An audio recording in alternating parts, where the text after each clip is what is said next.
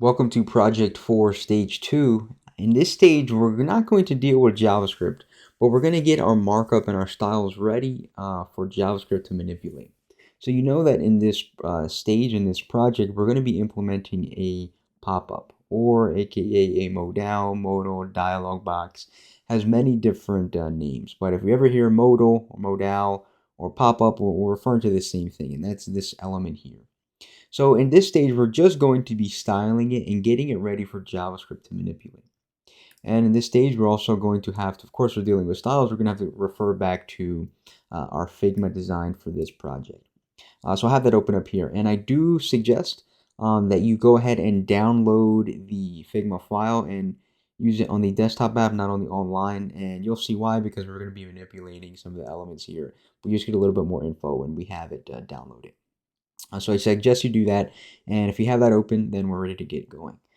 So the first thing we're going to do is we're going to go to our HTML, and we're going to start creating the markup for this modal. So what I'm going to do is I'm just going to create a modal element inside of it, and per our instructions inside of this, we are going to create a container. Inside of that container, if we refer back to the Figma, we're going to have a heading or a title, two inputs, and a save button. So I'm going to go ahead and get those started as well.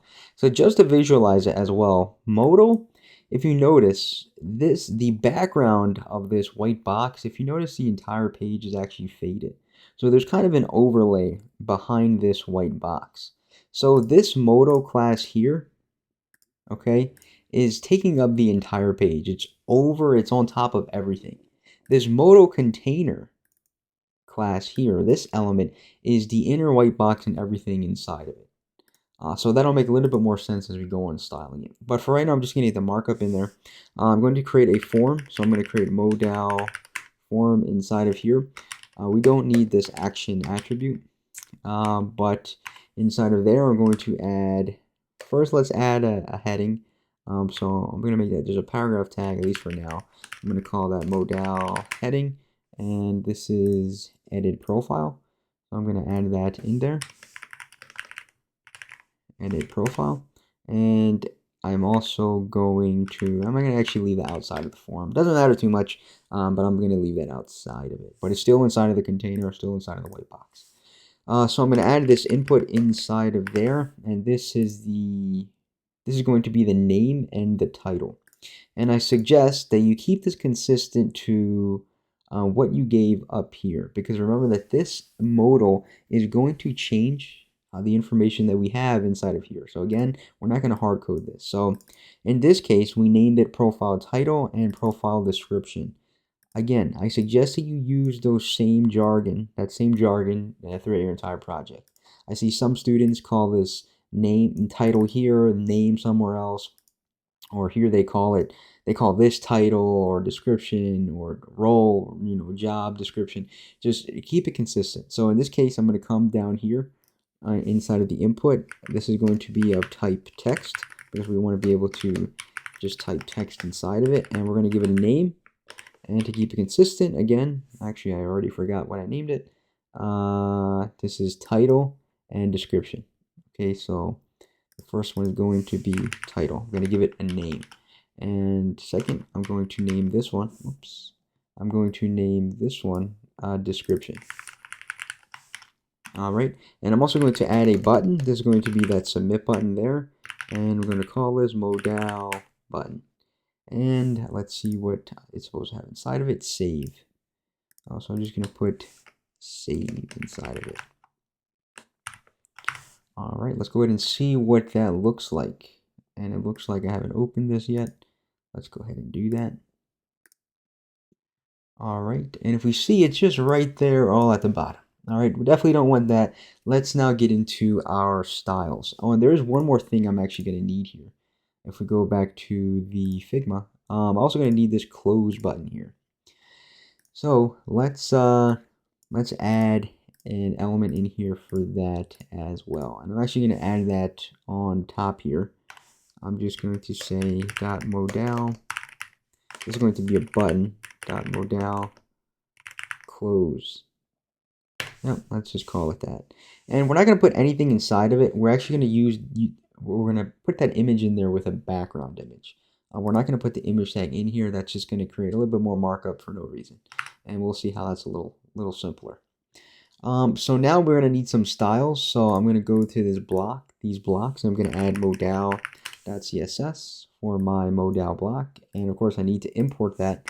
So please don't forget this step. If you find that you're adding styles and nothing is happening, please make sure that you did import this into your index.css.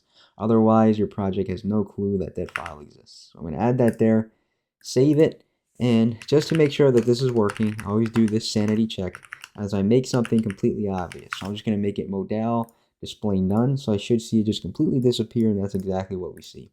So I'm going to now remove that, and it comes back, and we're all good.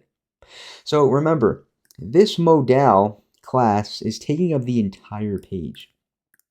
And we also want it to stay in the same place regardless of where we're scrolling.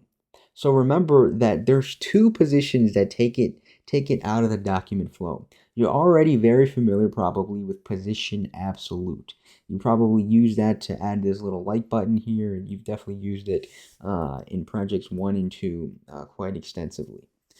But there's also position fix, and position fix, remember that position absolute, it anchors itself to the nearest parent that has position relative, right? And this is very useful for us.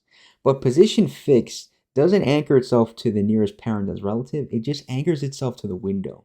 Because position fix always stays wherever you locate it, regardless of where you're scrolling on the page. And we'll see that by giving modal position fixed. Okay, and if we give it position fixed, you notice that it just completely disappeared. But watch this. I'm also going to give this modal. I'm going to give this a background color of, let's say, aqua, just so that we know exactly where it's at. So the problem is we gave it a position, but we didn't give it a location. So I'm going to give it top 0, and I'm going to give it left 0. And you notice that it's right there. Now, there's not a lot of place for me to scroll. So here's what I'll do. I'm going to go to my index.html just for demonstration purposes. I'm going to create a element. I'm just going to create a div here, and I'm going to give it some inline styling. This is very bad. Don't ever do this. But I'm just doing this for demonstration. I'm going to give it 1,000 pixels.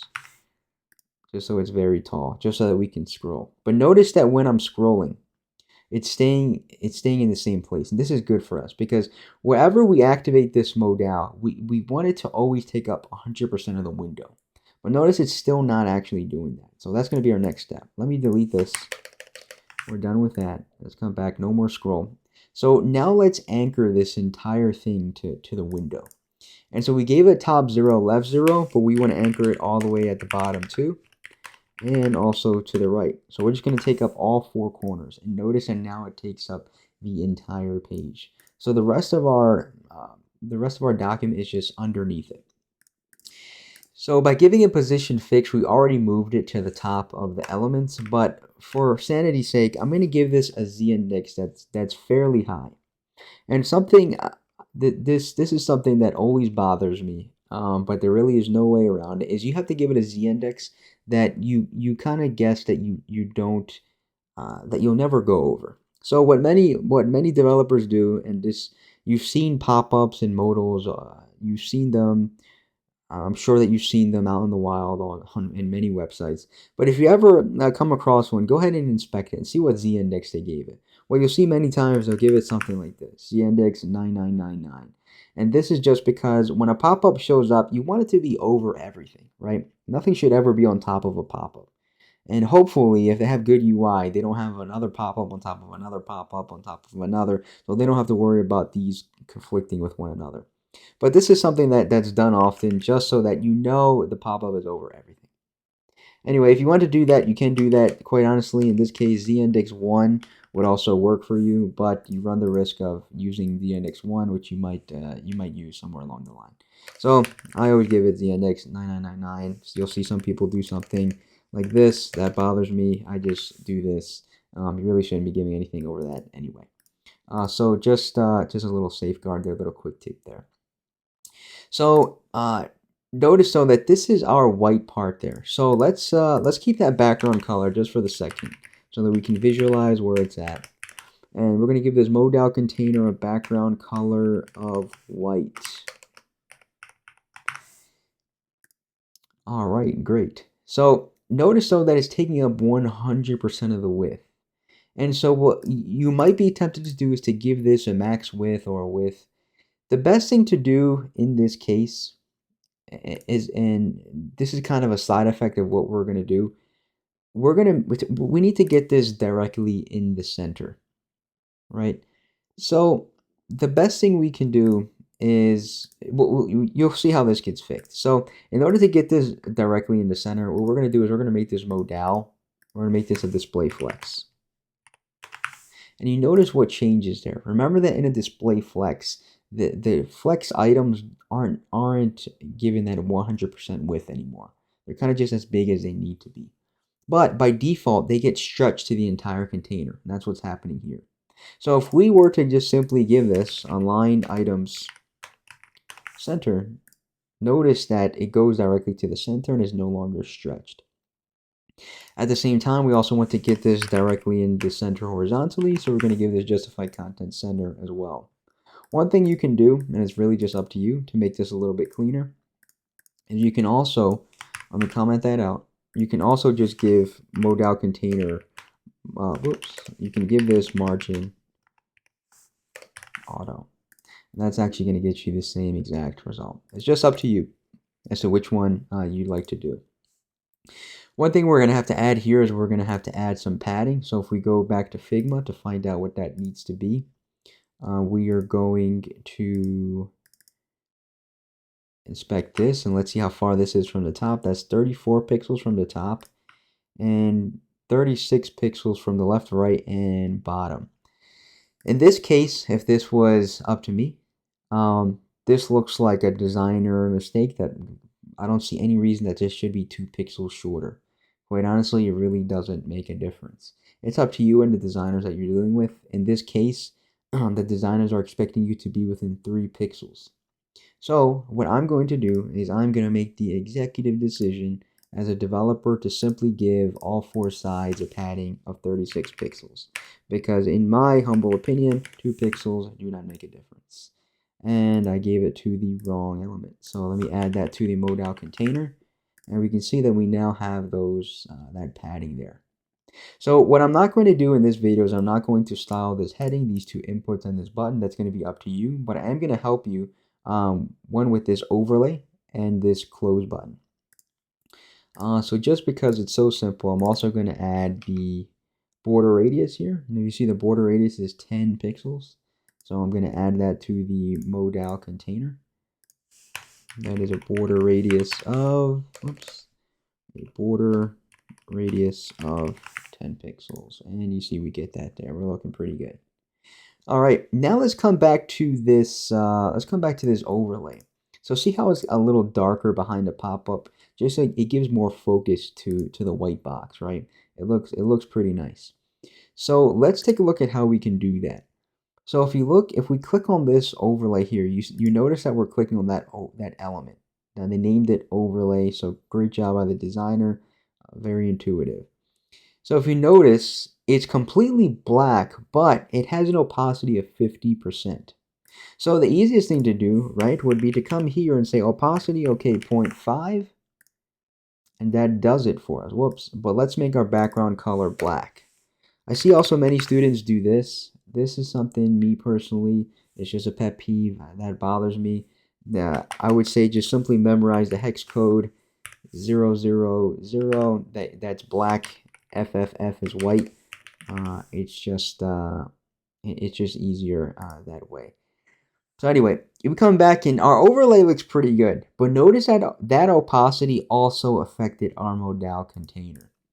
So you could say, okay, let's come to this modal container. Let's just reset this to 1, but that doesn't work. By default, you can't, the opacity is on this entire modal, right? And all of our elements here, right, are inside of it. So this right here is not going to work for us. So what we can do is we can simply give an opacity to the background color itself. And to do that, we're not going to be able to use a hex code. We're going to have to use an RGB, not an RGB, but an RGBA. And this means red, green, blue, but also the A stands for alpha, which pretty much just means it's transparency. And again, just for memory, 255, 255, 255, this is white. 0, 0, 0 is black. Okay, so that's going to work for us. And now we can give it the A, right, the transparency. And remember, it's 50%. So if I add 0.5 here and come back, see that I get the overlay. So now only the background, only the color has a transparency on it. And now my modal container does not have any transparency. So we look pretty good. So now let's come back to this close button. And let's see how we're going to do this. So let me target that. And let's come back to Figma. Well, first off, I need this close button. So I'm going to export this. And please make sure that you're exporting as an SVG. Not a PNG and definitely not a JPEG. Definitely not a PDF.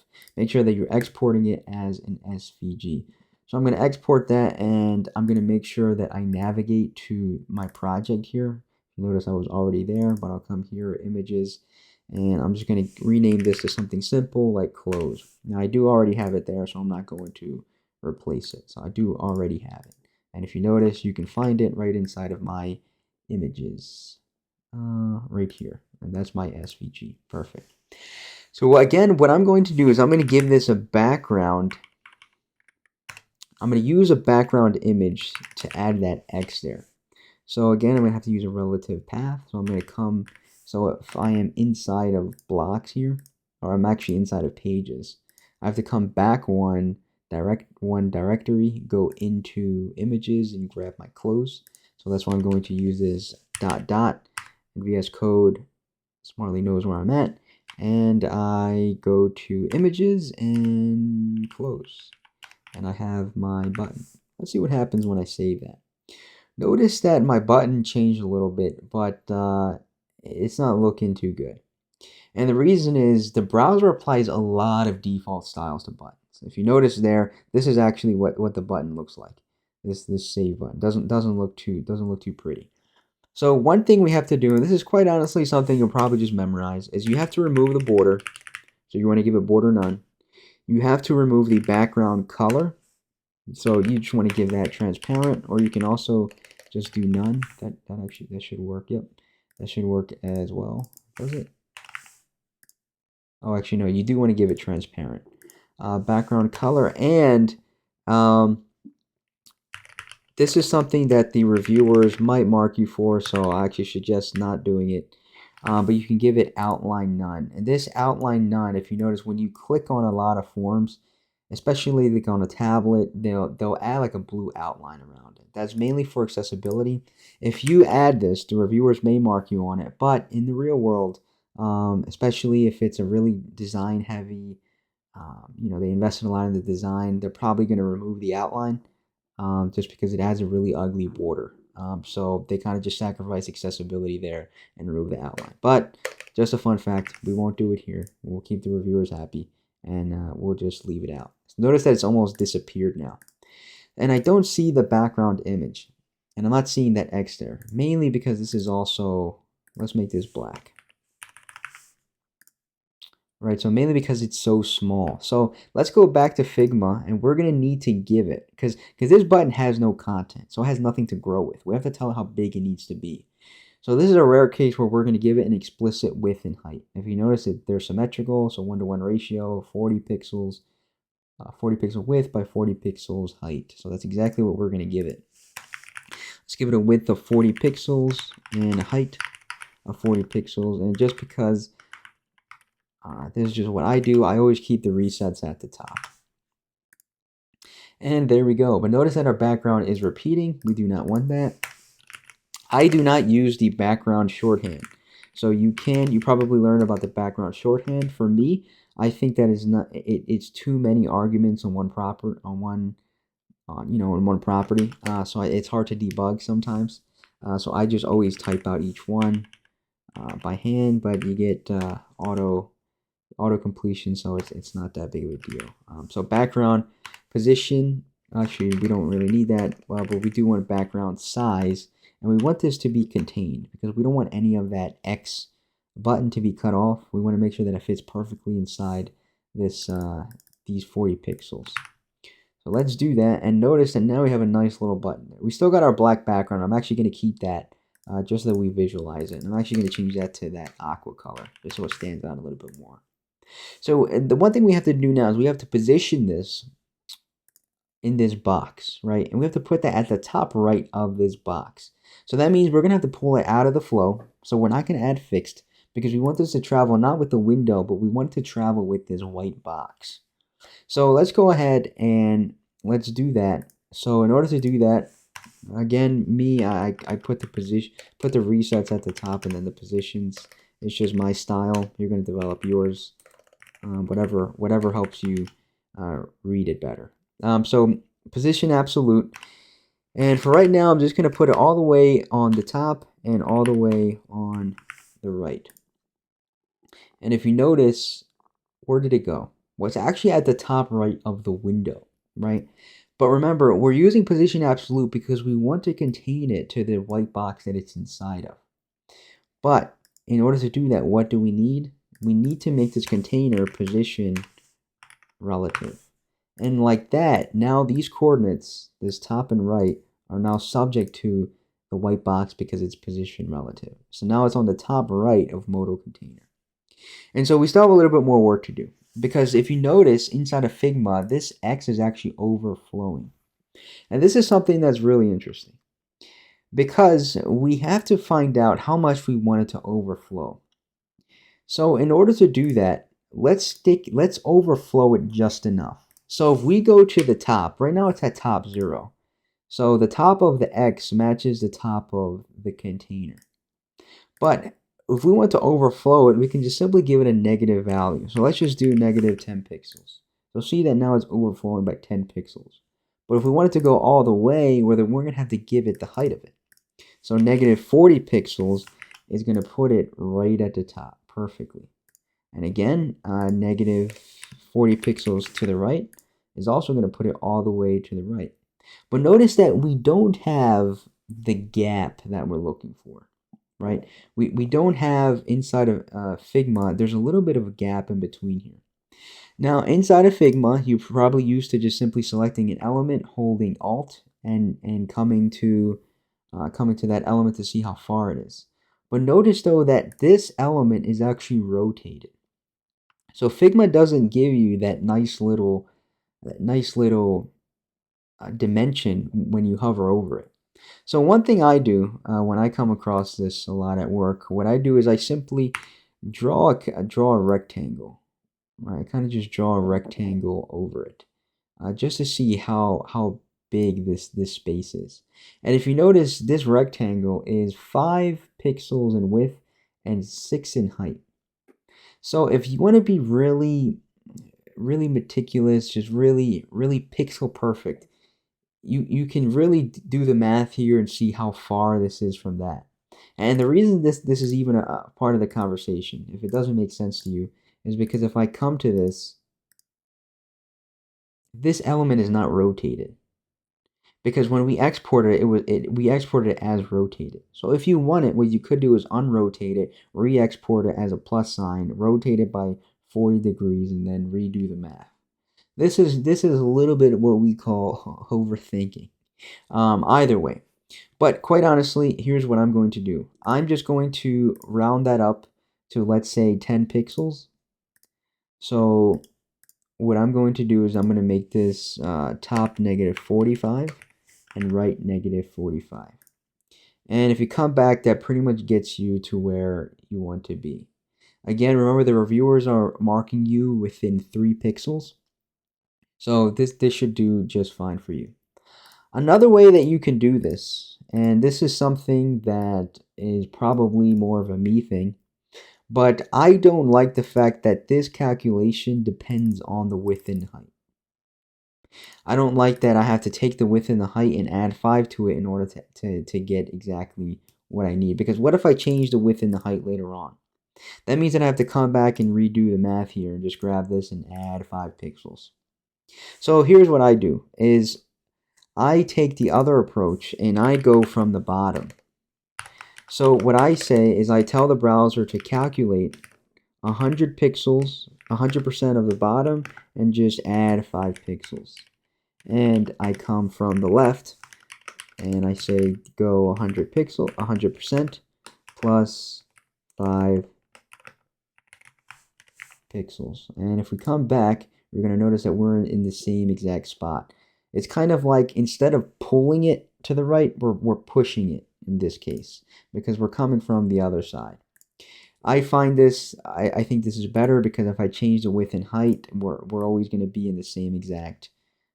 I don't have to change this again. Again, you may call that overthinking. Some people can even argue that you're telling the browser to do more work because you're telling it to calculate. At the end of the day, it really doesn't matter. It's all about what you feel as a developer, but both ways are completely fine. So I'm just going to keep this just like that. And I'm going to remove that really ugly background. Keep that background color at transparent. And we come back and we're looking pretty good. Another thing you may also want to do is add cursor pointer. And that's going to change it to a hand, so let the user know that you can click on it. So go ahead and style this heading as well, and these inputs and the save button, and we're looking pretty good. One thing that I will also make sure of as well is this also does have to be responsive. Not too much changes, but notice that on the mobile form, this close button, sorry, I unrotated it. This close button, okay, the gap here changes a little bit as well. Notice that it's not overflowing on the right. Also notice that there is 19 pixels of gap on each side. So the easiest thing to do here is to come to your modal and just simply give it a padding of 19 pixels. Padding of 19 pixels. 19 pixels on the left and right. Notice that nothing changes, but if I hover over it, there's that gutter right on each side. So as soon as I get smaller, remember probably around here, you're going to want to move that close button in. Let's say, I would say 630. At 630, move in that close button, and if you notice, it also gets a little bit smaller too. It's not 40 pixels, it's 26. So at this point, you move it in, but as soon as it hits that gutter, you don't have to wait. You don't have to add a media query to add those 19 pixels of padding. You just add it right at the jump, and you're good. You're right in there. That's responsive development. One thing we don't want to forget here is adding our modifier. This is important because we haven't added the functionality of how to open this pop-up or even how to close it. Right, this close button doesn't do anything. The only way for us to get rid of this is to either come in here and press the backspace and delete it out of the DOM. Or what we can do is if we bring it back, we can just simply give it, if we click on modal, we can simply give it display none. That removes it for us. And this is actually exactly what we're going to do. We're going to come to this modal. We're going to comment out this display flex. And I'm going to delete these as well just to get rid of the clutter. And we're going to give this a display none. I'm going to come back and refresh this and notice that the modal is here, but it has display none. So therefore, of course, we don't see it. We can't click on it. But what we're going to do is we're going to add a modifier here. A modifier of opened for the modal block. And this is what's going to make it a display flex. So we're going to come here, and I'm going to click on it here. And we're going to do something inside of Inspector here. If you see this .cls button, if you click on it, what that does is it opens up every class that's on it. And you can also add and remove classes onto this element. So if I were to add modal opened, notice that when I add this, right, this is when it becomes visible because it's no longer display flex, but this modifier is overriding the display none and making it a display flex, therefore making it a flex box, but also by side effect, making it visible because it's no longer display none. If I go ahead and uncheck it, it's inactive again. If I check it again, now it's opened. Right, so if you notice, this functionality is exactly what we want. So the moment that we click on this button, the easiest thing for us to do is simply add this class, and that's what opens the pop-up. And that's exactly what we need JavaScript for. But now we're all set up. As we continue to style this pop-up, we go ahead and we have this modifier already set up for us. And in our next stage, what we're going to do is use JavaScript to add and remove this class.